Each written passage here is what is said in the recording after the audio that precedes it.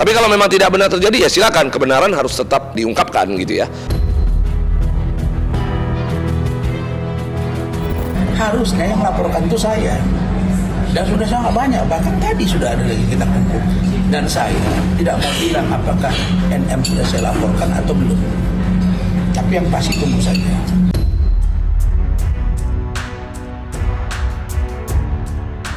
Makanya nih Rasman, jangan banget lah jadi lawyer. Kalau udah nggak jadi lawyer, setidaknya jangan gitu ya.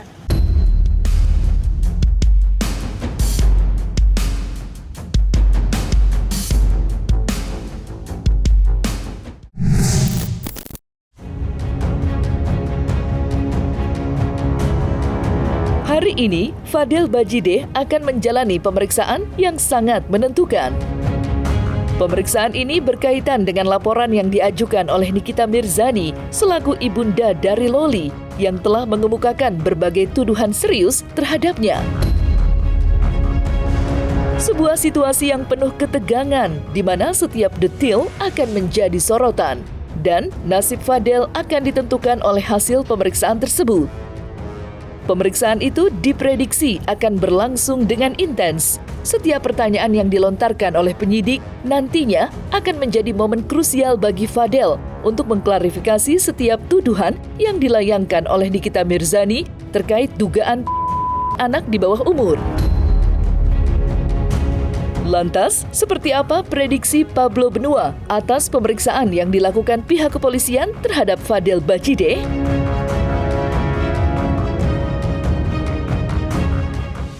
Apakah Fadel bisa nggak seperti itu gitu? Tapi yang pasti begini, sekarang kan kita tahu bahwa status perkara tersebut masih penyelidikan. Dan status Fadel datang itu adalah sebagai undangan. Maka isi suratnya katanya undangan klarifikasi. Tapi bisa nggak sih dari penyelidikan itu akhirnya jadi penyidikan lalu ditetapkan jadi tersangka? Bisa, tentunya harus sesuai dengan prosedur. Misalnya ketika pagi katakan Fadel datang, dia diperiksa, dia di interview gitu ya, interogasi gitu, lalu setelah itu dibuat, lalu digelar juga di situ, dilakukan gelar perkara, ditingkatkan ke penyidikan, lalu malamnya langsung ditetapkan sebagai tersangka, tentunya dengan melalui prosedur gelar perkara, bisa sangat memungkinkan sekali itu terjadi. Tinggal kembali lagi, kalau seandainya besok ternyata sesuai dengan prosedur lalu dilakukan, lalu penetapan tersangka terhadap Fadel itu terjadi, ya luar biasa.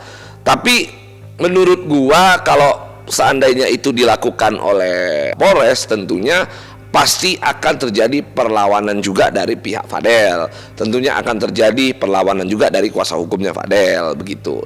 Karena ada saja kan yang namanya pihak-pihak yang merasa bahwa tidak sesuai prosedur dan sebagainya, itu bisa terjadi. Tapi kan kita kembalikan lagi, atau bisa jadi ya sudah nggak apa-apa, undangan klarifikasi datang dulu, diinterogasi dulu, setelah udah beres pulang dulu, habis itu nanti tiba-tiba naik penyidikan tetap tersangka lalu ditangkap di rumahnya, bisa nggak? Ya tentu itu juga punya kemungkinan.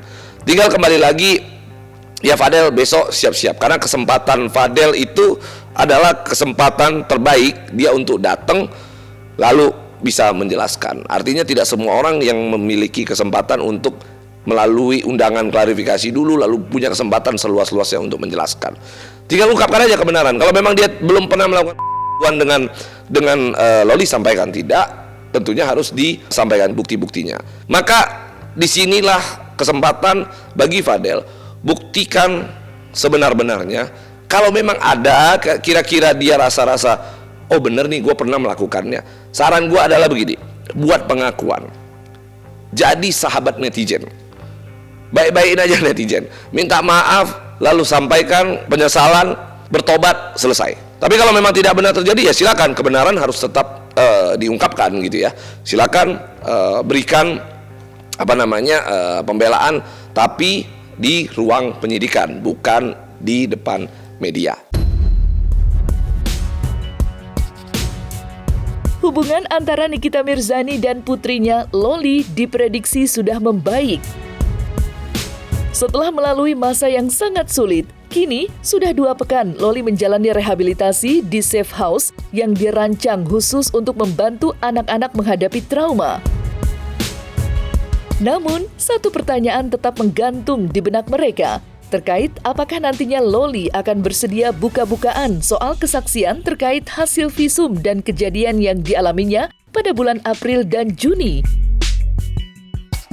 Ini adalah momen yang dinantikan, tidak hanya oleh Nikita Mirzani, tetapi juga oleh masyarakat yang telah mengikuti kasus ini dengan penuh perhatian. Kesaksian Loli diharapkan akan memberikan gambaran jelas tentang apa yang sebenarnya terjadi dan bisa menjadi titik terang bagi penyelidikan yang sedang berlangsung.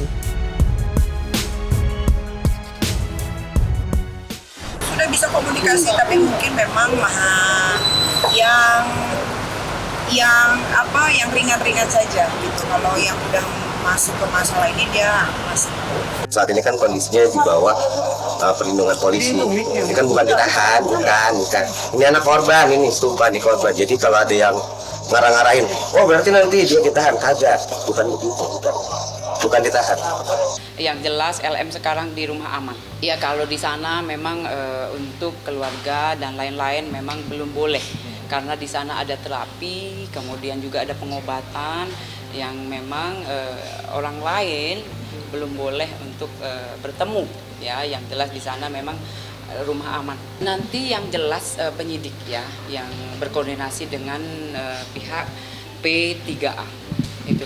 Baik, Laura baik sekali keadaannya karena mungkin sudah vibe-nya sudah berbeda ya, sudah tidak di lingkaran setan ya kan. Jadi sekarang dia sudah bisa mengontrol emosi, sudah bisa diajak bicara dengan baik, sudah sangat amat tenang. Mudah-mudahan nanti dari mulutnya Laura sendiri yang akan bercerita, mungkin nggak di sini nanti saat mau masuk ke pengadilan. Sama Niki kita datang. Tidak semudah itu kita membuat laporan, karena ada beberapa syarat saya buktikan. Makanya begitu ada rame bahwa dia bukan anaknya Niki, sudah dicoret, itu bohong semua. Karena yang menjadikan dasar saya melapor itu adalah adanya bukti akte kelahiran dan kartu keluarga serta KTP Niki. Kita cukup lama berdiskusi seperti gelar perkara kecil dengan penyidik bahwa ini ada peristiwa hukum seperti ini, buktinya ini, saksinya ini. Nah pada saat kita membuat laporan sama Niki, kira-kira beberapa hari kemudian saksi kita datangkan. Saksi diperiksa semua. Nah saksi ini bercerita, saksi ini cerita dengan buktinya, ini bercerita. Nah terus adalah kejadian-kejadian yang setelah di bulan April. Jadi mereka rata-rata mengetahui peristiwa hukum pada bulan Juni. Nah akhirnya saya mencari lagi saksi sebagaimana yang dikatakan oleh saksi yang pertama. Saksi yang berkomunikasi dengan Niki dan dia yang pertama kali menyampaikan adanya sebuah kejadian. Dasar itu saya telepon. Alhamdulillah saksi ini langsung saya harus menyampaikan sebuah kebenaran. Kenapa? Saya ibu, saya juga punya anak. Harus saya berteriak ikut. Bagaimana caranya kita bisa melindungi seorang anak? Inilah saatnya. Saya ingin sebuah kebenaran terungkap dalam proses ini. Ibu tidak keberatan, saya panggil Mbak saat itu ya, Mbak nggak keberatan menjadi saksi dalam peristiwa ini, membantu Niki mengungkap dan mencarikan keadilan buat anaknya. Tidak, saya yang banyak tahu. Oke, jadi pada saat karena dia bilang dia yang paling tahu, saya ajak ketemu langsung di Polres. Diceritakanlah semua itu. Tidak lama Nikita datang. Nikita berkomunikasi, disitulah Nikita mungkin meledak marah. Karena dianggap dia tidak pernah menyangka anaknya diperlakukan seperti itu. Nah itu adalah saksi yang khusus kejadian di bulan April.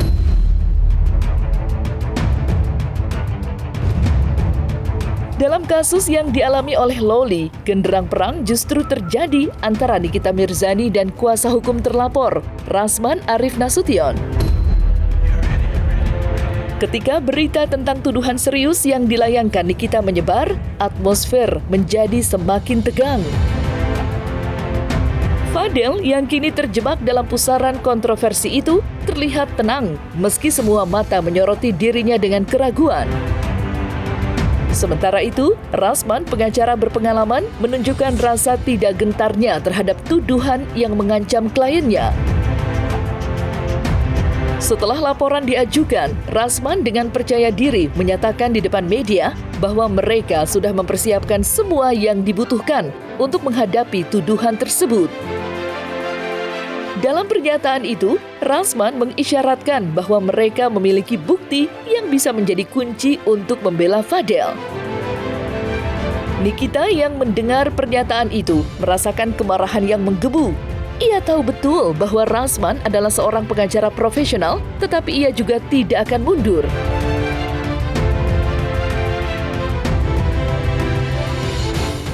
Hari ini datang ke Polda melaporkan Dokter Rasman Nasution yang hodamnya pura-pura ninja. Oke, kenapa dilaporin? Karena ada satu hal yang harusnya tidak boleh disebarkan, tidak boleh diberitahu ke halayak ramai, apalagi sampai wartawan juga tahu, menjadi konsumsi publik juga, ya kan. Biar bagaimanapun kan Laura anak masih di bawah umur, masih di bawah asuhannya Nikita Mirzani. Jadi apapun itu mengenai Laura harus berdasarkan izin dari orang tuanya. Harusnya Rasman sebagai lawyer katanya pinter dalam dalam memberikan informasi atau apapun itu, gitu kan. Tapi memang itu lagi kan, ya itu itu menurut Niki sih kayaknya ya nggak tahu ya, kayaknya gimana ya kalau ngomongin dia tuh anaknya ngebully sih kalau ngomong.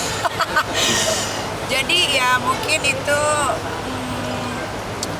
ya Rasman mungkin mikirnya saat itu gua keren nih bisa kasih bukti apa segala macam. Dia nggak mikir dampaknya setelah itu, atau dia nggak mikirin oh iya kalau misalkan gua menyebarkan ini kan ini ada undang-undang ya di negara Indonesia ini. Harusnya yang melaporkan itu saya. Dan sudah sangat banyak, bahkan tadi sudah ada lagi kita kumpul. Dan saya tidak mau bilang apakah NM sudah saya laporkan atau belum. Tapi yang pasti tunggu saja. Makanya nih Rasman, Gimana tuh kemarin kan Niki? Jam kan lah jadi lawyer. Kalau udah nggak jadi lawyer setidaknya jam gitu ya. Dia bilang kan harus ada pendampingan dari KPAI lah, Komnas Anak, lah segala macam. Itu udah ada. Makanya lu jangan ikut-ikutan, Rasman. Ya lu mau aja dibodoh-bodohin Fadel keluarga gue nggak ngerti. Jadinya kan kemana-mana nih masalahnya. Harusnya kan duduk persoalannya kan masalah pidana. Jadi masalah percintaan lah, Romeo dan Juliet lah. Rasman. Saya ingin sampaikan bahwa besok insya Allah Fadel Al-Fajar Al-Bajide akan hadir di permintaan klarifikasi dari pihak Polres Metro Jakarta Selatan pada pukul 14 WIB waktu Indonesia bagian Barat. Saya bersama dengan tim akan mendampingi saudara Fadel. Hukum harus dilaksanakan sesuai dengan aturan dan harus presisi. Sebagai pendukung Polri, Rasman melihat dan ingin menyaksikan apakah hukum tegak lurus di kasus ini. Apalagi kepada kami yang kuasa hukum dicoba diganggu konsentrasinya dengan laporan yang kami anggap itu nothing.